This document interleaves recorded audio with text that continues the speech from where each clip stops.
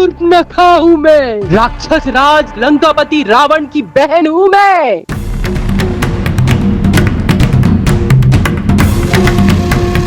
मेरे मार्ग का रोड़ा बनी हो तुम। अब देख मेरा प्रतिशोध, तुझे ही खा जाऊंगी मैं। ए राक्षसी!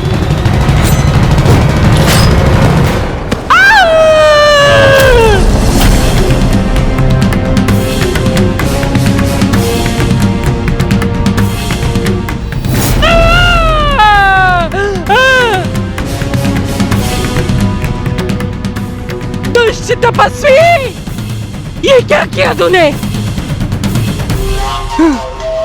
मेरी नाक काट दी। कोई नहीं बचेगा तुम में से, तुम सब मारे जाओगे। टुकड़े टुकड़े करके पंचवटी में फेंक दिए जाओगे तुम सब। तेरी भाभी माँ पर कोई आंख भी उठाकर देखे तो मैं उसकी आंखें भी निकाल लूं।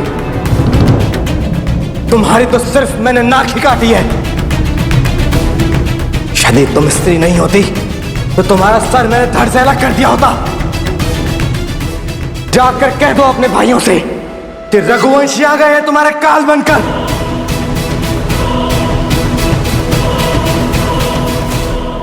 जाकर कह दो उनसे कि तारका और सुभाव का वध किया है हमने। विराट जैसे कई राक्षसों को मारा है।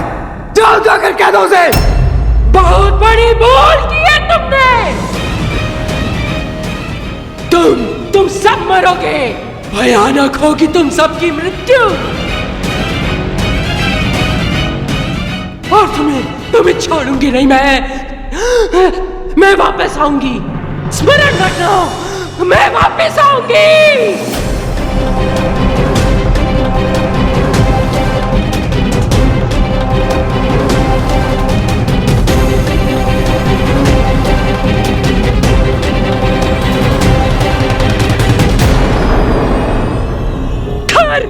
दूषण, देखो तुम्हारी बहन शूर्पणखा की क्या दुर्दशा हुई है।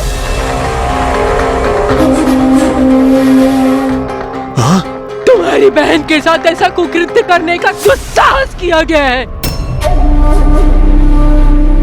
शूर्पणखा, ये किसने किया तुम्हारे साथ?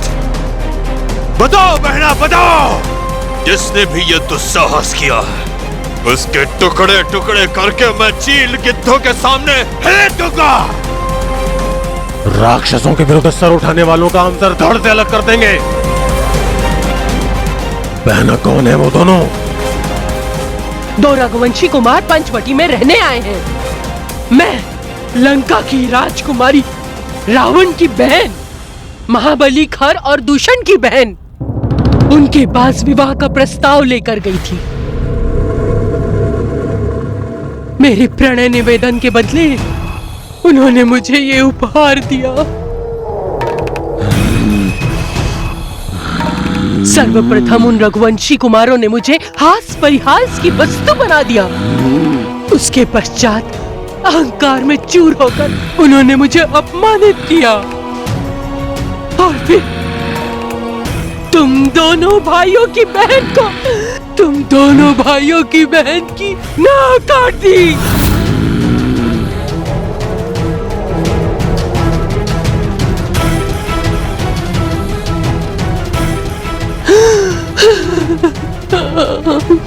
ये देख रहे हो नाक, जो सम्मान का प्रतीक होती है, वो नाक ही कट गई मेरी। अब मैं नक्कटी अपना मुख कहाँ छुपाऊं मैं? जीवन भर के लिए सर उठाकर नहीं जी सकती मैं। ऐसी बर्बरता और दुष्टता करने वाले रघुवंशियों को मृत्यु नहीं मिलनी चाहिए, अपितु ऐसा दंड मिलना चाहिए कि वो जीवन भर मृत्यु के लिए गुहार लगाए।